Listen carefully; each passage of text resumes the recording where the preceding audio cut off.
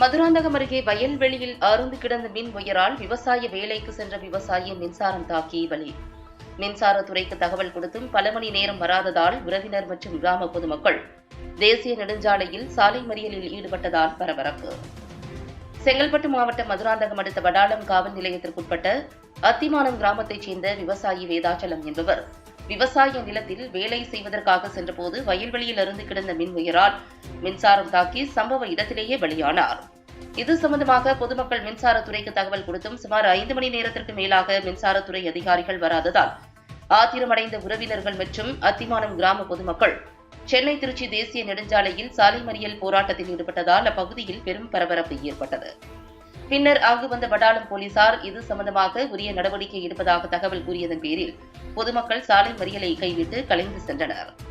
இதனால் சென்னை திருச்சி தேசிய நெடுஞ்சாலையில் சுமார் 1 மணி நேரத்திற்கு மேலாக கடும் போக்குவரத்து பாதிப்பு ஏற்பட்டது.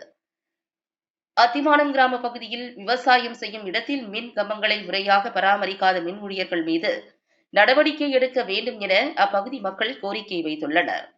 மேலும் இறந்த விவசாயி குடும்பத்திற்கு மின்சாரத்துறை முறையான இழப்பீடு வழங்க வேண்டும், இல்லையென்றால் மீண்டும் போராட்டத்தில் ஈடுபடுவோம் என அப்பகுதி மக்கள் கூறியுள்ளனர்.